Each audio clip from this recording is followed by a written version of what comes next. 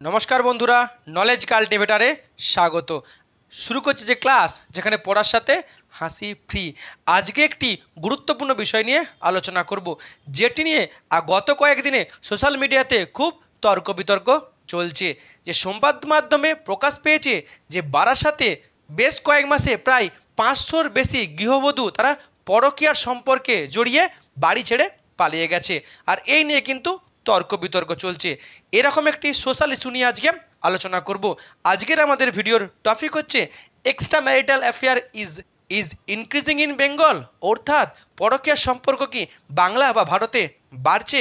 আজকের ভিডিওতে থাকছে এই নিয়ে কি খবর আছে, কি কারণে পরকীয়ার সংখ্যা এরকম দিন দিন বাড়ছে, এর কি ভালো দিক কিছু আছে, এর খারাপ দিকই বা কী আছে, আর এই সমস্যার কোনো সমাধান আছে কি না। ভিডিও শুরু করার আগে এটি একটি শিক্ষামূলক ভিডিও। এই ভিডিওর কোনো অংশে হিংসা ও রাজনৈতিক এবং সাম্প্রদায়িক বিদ্বেষ অন্তর্ভুক্ত নেই। তবু ভিডিওর কোনো অংশ বিতর্কিত মনে হলে সেটি অনিচ্ছাকৃত এবং তার জন্য ক্ষমা প্রার্থী। এখন আজকের ভিডিও বলা হচ্ছে যে বাংলায় নাকি পরকীয়ার সম্পর্ক বা এক্সট্রা ম্যারিটাল অ্যাফেয়ার্সের সম্পর্ক দিন দিন বেড়ে চলেছে। আর সেরকমই একটি খবর কিন্তু সংবাদ মাধ্যমে প্রকাশ পেয়েছে। এই খবরে বলা হয়েছে উত্তর 24 পরগনার যে বারাসাত পুলিশ জেলা আছে, সেই বারাসাত পুলিশ জেলাতে নাকি এই 2025 সালের লাস্ট যে 5 মাস, সেই লাস্ট 5 মাসে প্রায় 500-র বেশি গৃহবধূ তাই পরকীয়ার সম্পর্কে জড়িয়ে তাদের নতুন বয়ফ্রেন্ডের সাথে তারা সংসার ছেড়ে পালিয়ে গেছে এবং তাদের পরিবারের লোক তাদের নামে থানাতে এফআইআর করেছে যে তারা নিখোঁজ বলে। এখন যখন এই গৃহবধূকে উদ্ধার করতে গেছে পুলিশে, তখন সেই গৃহবধূরা জানিয়েছে বেশিরভাগটাই যে না, তারা কিন্তু নিখোঁজ হয়নি, তারা ইচ্ছায় বা নিজের ইচ্ছায় তারা পরিবার ছেড়ে চলে এসছে এবং তারা প্রাপ্তবয়স্ক নতুন তাদের সঙ্গী বা সঙ্গিনীকে তারা পেয়েছে এবং তারা খুশি আছে, তারা সেই আগের পরিবারে ফিরতে চায় না। আর এখানে কিন্তু পুলিশ কিছু করতে পারছে না। আর এই খবরই কিন্তু সামনে আসতেই সোশ্যাল মিডিয়াতে ছড়িয়ে পড়েছে এবং হুলুস তুলুস পড়ে গেছে। এখন এই যে 500-র বেশি সংখ্যা বলছি, এটা কিন্তু পুলিশের রেজিস্ট্রেশন পাওয়া। মনে রাখতে হবে পুলিশের রেজিস্ট্রেশন হয়নি বা নথিভুক্ত হয়নি এরকম সংখ্যাটা কিন্তু আরও বেশি। আর শুধু একটা বারাসাত পুলিশ জেলা নয়, সারা পশ্চিমবঙ্গ জুড়ে বিভিন্ন জেলাতেই কিন্তু এরকম পরকীয়ার সংখ্যা কিন্তু বেড়েছে এবং গৃহবধূদের পালিয়ে যাওয়ার সংখ্যা কিন্তু বেরিয়েছে। এই সংখ্যাটা কিন্তু কয়েক গুণ বেশি। শুধু পশ্চিমবঙ্গে নয়, ভারতের বিভিন্ন রাজ্যেও কিন্তু এই পরকীয়া আর গৃহবধূদের পালিয়ে যাওয়ার সংখ্যা কিন্তু বেড়ে গেছে। আর এই নিয়ে কিন্তু সমাজের বড় বড় যারা চিন্তাবিদরা আছে তারা কিন্তু কোথাও না কোথাও মাথা ব্যথা দেখতে পেয়েছে। মেনলি এই যে গৃহবধূরা তারা সংসার ছেড়ে বা স্বামীকে ছেড়ে, এমনকি অনেক সময় তাদের সন্তানকে ছেড়ে কিংবা সন্তানকে নিয়েই তারা তাদের কোনো পরিচিত বন্ধু কিংবা পুরনো কোনো বন্ধু কিংবা পরিবারের দুঃসম্পর্কের কোনো ব্যক্তি কিংবা হঠাৎ করে পরিচিত কোনো ব্যক্তি কিংবা কোনো ধনী ব্যক্তি বা কোনো পয়সাওয়ালা ব্যক্তি বা বিজনেসম্যান, এমনকি এখানে কোনো রাজমিস্ত্রি লেবারের কাজের সঙ্গে যুক্ত কোনো নতুন বন্ধুর সাথে তারা পালিয়ে গেছে। অনেক সময় তারা বিবাহিত পুরুষের সঙ্গে সংসার ছেড়ে পালাচ্ছে কিংবা কোনো অবিবাহিত পুরুষের সাথে সংসার ছেড়ে পালিয়েছে। আর এই নিয়ে কিন্তু কোথাও না কোথাও একটা কনফিউশন তৈরি হয়েছে। কিন্তু মাথায় রাখতে হবে পরকীয়া কিন্তু কোনো অপরাধ নয়, সে পুরুষই করুক আর মহিলাই করুক। হ্যাঁ, এর ফলে সমাজে কনফিউশন তৈরি হচ্ছে। আর একটা বিষয়, এখানে মহিলারা নিখোঁজ হয়েছে বলে মহিলাদের সংখ্যা দিয়ে বলা হচ্ছে পরকীয়া শুধুমাত্র মহিলারাই করে তা নয়, পুরুষও কিন্তু করে। এবং পরকীয়ার জন্য বা সংসার ছেড়ে পালানোর জন্য কিন্তু পুরুষ মহিলা দুজনেরই কিন্তু কোথাও না কোথাও দায়িত্ব বা দায়ী থাকে। একজন পুরুষের বা একজন মহিলার কিন্তু শুধুমাত্র দায়ী নয়। এখন কেন এই পরকীয়ার সংখ্যা দিন দিন বাড়ছে, কিছু কারণ আমরা দেখে নেব। মেনলি বর্তমানে কিন্তু পরকীয়া আর অপরাধ নয়। সুপ্রিম কোর্ট 2018 সালে এই পরকীয়া সম্পর্কিত যে 497 নম্বর ধারা ছিল, সেই 497 নম্বর ধারাকে বাতিল করে দিয়েছে এবং বলেছে পুরুষ আর মহিলা সবারই জন্যই কিন্তু পরকীয়া বৈধ। আর এই পরকীয়া করার যে তাদের অধিকার, কোথাও না কোথাও ভারতীয় সংবিধানের যে ফান্ডামেন্টাল রাইট সম্পর্কিত তাদের অধিকার, এটা কখনোই অপরাধ হতে পারে না। অর্থাৎ যেহেতু পরকীয়া এখন আর অপরাধ নেই, তাই পুরুষ আর মহিলা যে হোক না কেন তারা এই যে লিগাল যে আইনি যে শাস্তি, তার প্রতি তাদের আর কোনো ভয় নেই। অর্থাৎ পরকীয়ায় জড়িয়ে যাওয়ার জন্য তাদের কিন্তু আর কোনো ভয় থাকছে না, তারা পরকীয়ায় সহজে জড়িয়ে যাচ্ছে। নেক্সট কি পয়েন্ট আছে? নেক্সট পয়েন্ট হচ্ছে এই পরকীয়ার জড়িয়ানোর পেছনে বেশি দায়ী করা হচ্ছে মোবাইলকে আর সোশ্যাল মিডিয়াকে। এখন সবার হাতে হাতে স্মার্টফোন আর সোশ্যাল মিডিয়া, আর এই সোশ্যাল মিডিয়ার মাধ্যমে কিন্তু বাড়িতে বসে আমরা অনেক অপরিচিত মানুষের সাথে বন্ধুত্ব করতে পারছি কয়েক মুহূর্তের মধ্যে। তার ফলে সহজেই বন্ধুত্ব তৈরি হয়ে যাচ্ছে, আর নতুন কোনো পুরুষ বা মহিলা সঙ্গী বা সঙ্গিনীর খোঁজ সুযোগ হাতে এলেই কোথাও না কোথাও এই গৃহবধূরা বা বাড়ির পুরুষেরা পরকীয়াতে তারা মন দিয়ে বসছে বা পরকীয়ায় জড়িয়ে যাচ্ছে। নেক্সট হচ্ছে এই মহিলাদের বেশি বেশি করে পরকীয়ায় জড়িয়ে যাওয়ার একটা অন্যতম কারণ হচ্ছে দীর্ঘদিনের পুরুষতান্ত্রিক সমাজের একটা উল্টো প্রভাব। কারণ আমরা জানি কয়েক হাজার বছর ধরে আমাদের এই সমাজ কিন্তু পুরুষতান্ত্রিক সমাজ ছিল, যেখানে মহিলাদের উপর অত্যাচার করা হতো, মহিলাদের কোনোদিনও যুক্তিকে গ্রাহ্যনীয় ছিল না, অল্প বয়সে মহিলাদেরকে বিয়ে দিয়ে দেওয়া হতো, মহিলারা কোথাও তাদের কিন্তু যে অধিকার পেত না। আর সেটাই কিন্তু এখন উল্টো হয়ে গেছে। একটা সময় পুরুষরা মহিলাদের উপরে চাপ দিয়ে রেখেছে, পুরুষরা বাড়িতে বউ রেখে অন্য জায়গায় পরকীয়ায় জড়িয়েছে। এখন তার উল্টোটা হচ্ছে, আজকে দাদার দিন হলে কালকে দিদির দিন হবে, এখন মহিলাটা কিন্তু সেরকম করছে, পরকীয়া সম্পর্কে জড়িয়ে যাচ্ছে। অর্থাৎ সে দীর্ঘদিনের পুরুষতান্ত্রিক সমাজের একটা উল্টো প্রভাব বলে অনেকে মনে করছে। সবথেকে গুরুত্বপূর্ণ এই পরকীয়ার পেছনে যে কারণটি আছে সেটা হচ্ছে আনএমপ্লয়মেন্ট আর ইনফ্লেশন রেটের হাই। অর্থাৎ বর্তমানে রাজ্য সরকার আর কেন্দ্র সরকার দুই সরকারই কিন্তু চাকরি দিতে চায় না, আর জিনিসপত্রের দাম কিন্তু লাফিয়ে লাফিয়ে বাড়ছে। অনেক শিক্ষিত যুবক যুবতীরা আছে, তারা পড়াশোনা করার পরেও কিন্তু ভালো চাকরি পায়নি, সরকারি চাকরির সুযোগ তো অনেকটাই কমে গেছে, দুর্নীতি হয়েছে, আর বেশিরভাগটাই বেসরকারি চাকরি করছে। আর বেসরকারি চাকরিতে কিন্তু কাজের প্রেশারটা অনেক বেশি, টার্গেট বেস জব, অর্থাৎ অনেককে ওভার ডিউটি করতে হয় কারণ একটু বেশি টাকা জমানোর জন্য।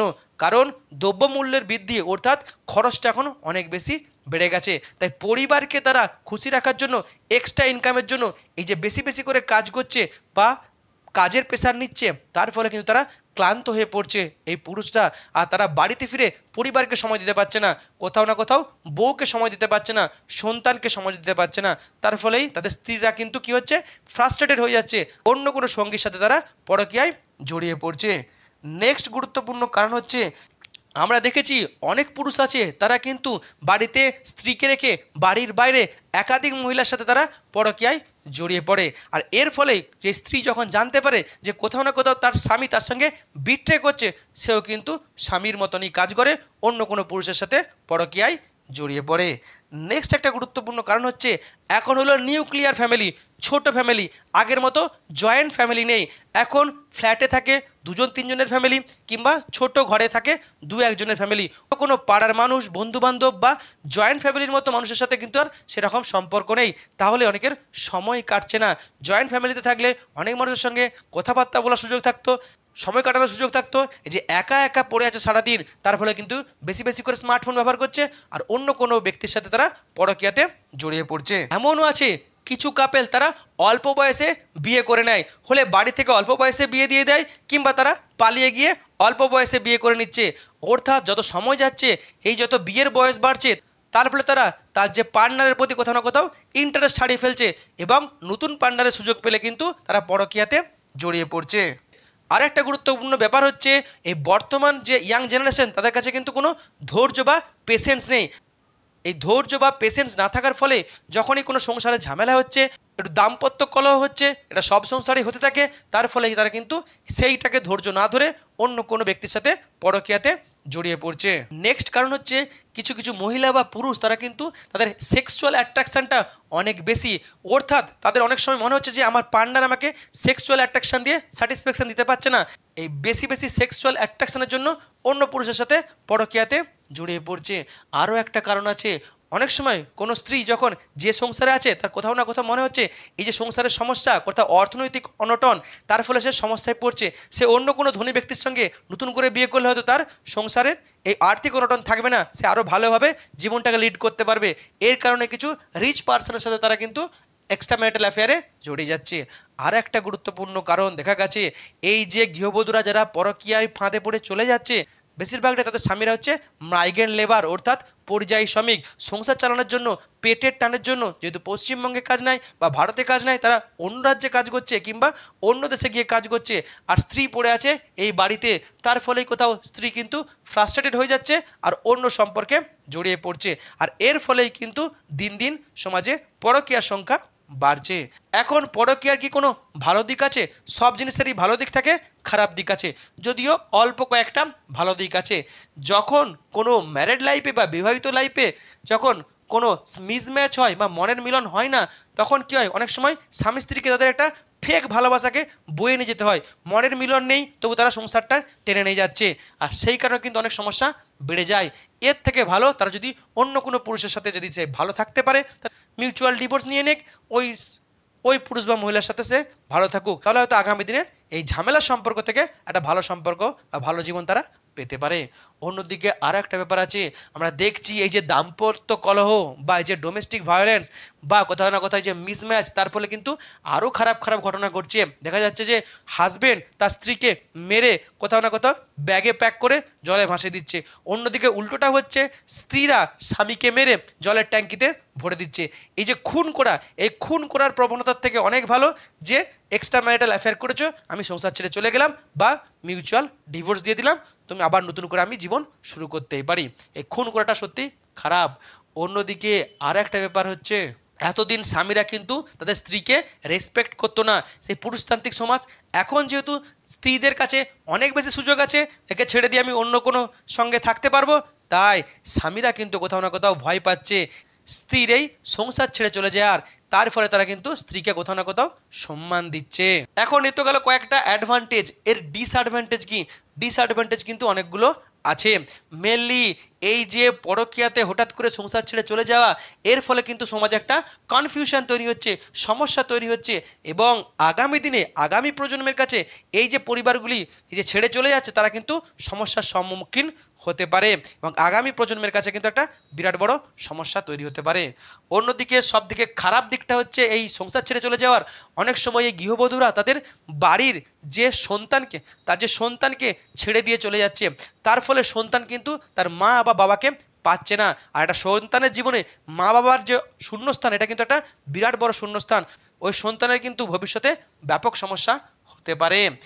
নেক্সট, অনেক সময় দেখা যাচ্ছে যে হাজবেন্ড বা ওয়াইফ তারা বাইরে সারাদিন মাথার ঘাম পায়ে ফেলে কাজ করছে তাদের পরিবারটাকে ভালো রাখার জন্য, কিন্তু সেই সুযোগে যদি তার বউ যদি অন্য কোনো ব্যক্তির সাথে পরকীয়া করে ছেড়ে চলে যায়, তাহলে কিন্তু সে কিন্তু অপরাধী ছিল না, সে কিন্তু চেষ্টা করেছিল যে বউকে বা স্ত্রীকে ভালো রাখবো, আর এই সুযোগে যখন বউ পরকীয়ায় চলে গেল, তাহলে তার প্রতি কিন্তু কোথাও না কোথাও ইনজাস্টিস হয়ে গেল।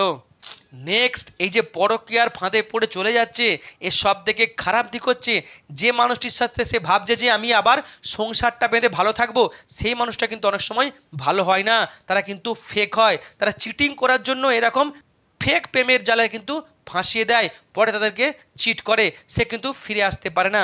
অনেক সময় দেখে গেছে যে সেক্সুয়াল রিলেশন করেই তাদেরকে ছেড়ে দিয়েছে। এমন হয়েছে যে ঘর বাঁধার স্বপ্ন দেখিয়ে তারা অন্য রাজ্যে নিয়ে গিয়ে ওই মহিলাকে বিক্রি করে দিয়েছে। এমন হয়েছে যে যৌন পল্লীতে বিক্রি করে দিয়েছে। এরকম চিটিং কিন্তু হচ্ছে, এটা কিন্তু সবথেকে এর খারাপ দিক। আরও একটা বিষয় হচ্ছে এই যে এক্সট্রা ম্যারিটাল অ্যাফেয়ার, এই যে বাড়ি ছেড়ে চলে যাওয়া, সমাজের লোক বলবে যে ওর বউ ছেড়ে দিয়ে চলে গেছে, এই যে সে যে মানুষটিকে সে ছেড়ে গেল, সে যদি সেটাকে মেনে নিতে না পারে, তার কিন্তু একটা মেন্টাল ট্রমা অনেক বেড়ে যায়, এমন কিন্তু সেই পুরুষটি কোথাও না কোথাও আত্মহত্যার দিকে এগিয়ে যায়, এটাও কিন্তু খারাপ। অন্যদিকে আরেকটা সব থেকে খারাপ দিক হচ্ছে এই যে লাস্ট কয়েক বছরে পরকীয়া দ্রুত বেড়ে যাচ্ছে। দেখা যাচ্ছে যে বিয়ের 2-1 সপ্তাহের মধ্যেই তার প্রাক্তন প্রেমিকের সাথে পালিয়ে যাচ্ছে, হানিমুনে গিয়ে প্রেমিকের সাথে যুক্তি করে হাজব্যান্ডকে মেরে দিচ্ছে, কিংবা বিয়ের কয়েক বছর বাদেও এই যে হাজব্যান্ডকে ছেড়ে দিয়ে চলে যাচ্ছে।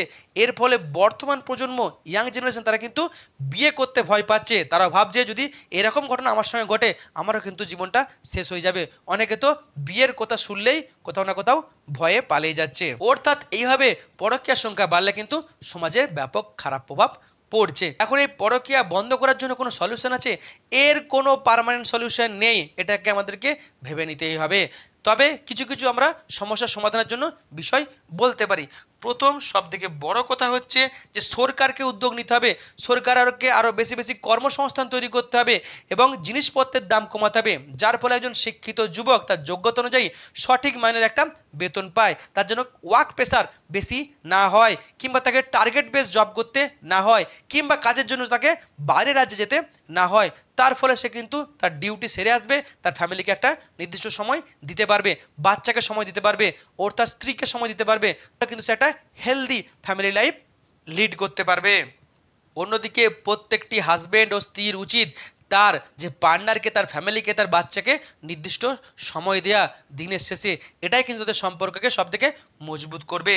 আর সবথেকে বড় কথা মনে রাখতে হবে, এই যে একঘেয়েমি জীবন, সে একঘেয়েমি জীবন থেকে বাঁচতে একটু সবসময় চেষ্টা করতে হবে যে কোথাও না কোথাও একটু এন্টারটেনমেন্টের ব্যবস্থা করা, কোথাও সামর্থ্য অনুযায়ী কোথাও ঘুরতে যাওয়া, কিংবা কোথাও একটু সিনেমা দেখে আসা, বাইরে একটু খাওয়া, কিংবা মেলায় যাওয়া, এই সমস্ত ছোটোখাটো এন্টারটেনমেন্টের ব্যবস্থা করতে হবে।